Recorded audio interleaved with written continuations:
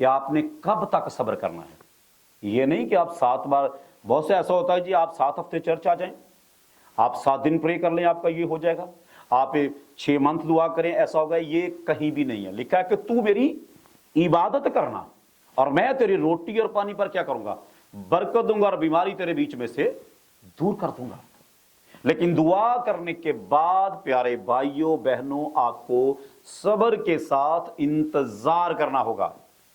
Daniel 70 साल 70 बरस वो असीरी में रहा, लेकिन उसने अपनी दुआ का दामन नहीं छोड़ा।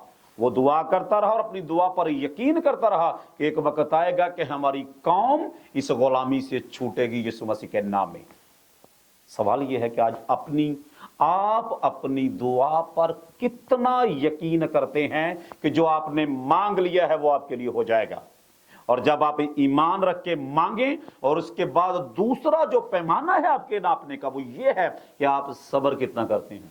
अगर आप सब्र नहीं करेंगे तो आपकी दुआ रास्ते में रह जाएगी। इसके साथ दानियल की एक और बात बताना चाहूंगा।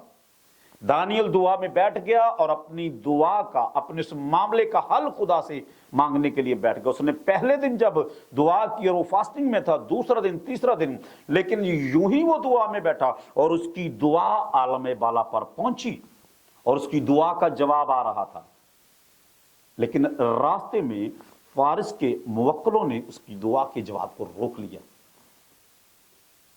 अगर ये सब्र से बैठा ना रहता तो ये कभी भी उसका जवाब हासिल ना करता।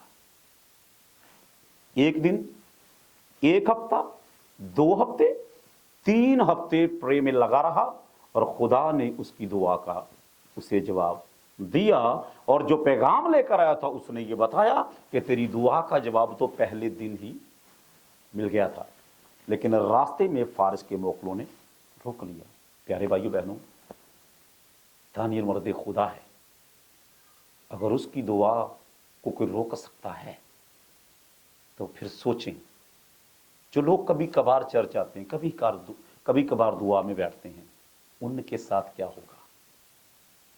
लेकिन उनके लिए हौसला फजाई ये है कि आप दुआ करें और दुआ करने के बाद सब्र करें। कैसा हन्ना ने प्रे की और उसका जवाब उसे मिल गया।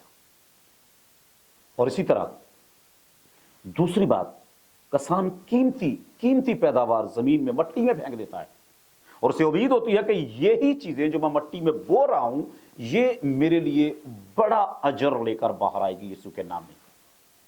आपको अपनी दुआओं पर यकीन करना है।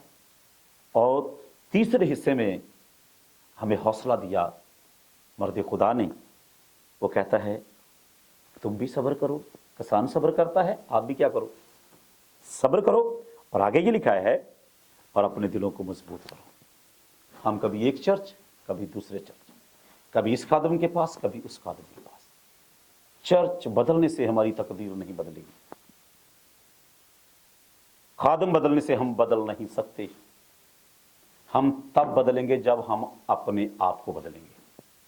और आपके अंदर यह सलाहियत मौजूद है क्योंकि यीशु मसीह ने अपनी जान का नजराना देकर आपके लिए दरवाजा खोल दिया है।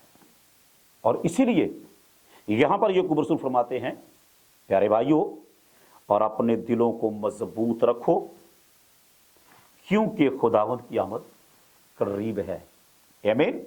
इसलिए लिखा है कि खुदावंद की आमद करीब है। पीछे कहा गया कि आमद तक इंतजार करो, और यहां पर लास्ट में लिखा है कि आमद करीब है कि बेदिल ना हो, यकीन करो खुदावंद करीब है। और इसीलिए पतरस रसूल भी फरमाते हैं सब चीजों का खात्मा जल्द होने वाला है। होशियार और दुआ करने के लिए तैयार रहो।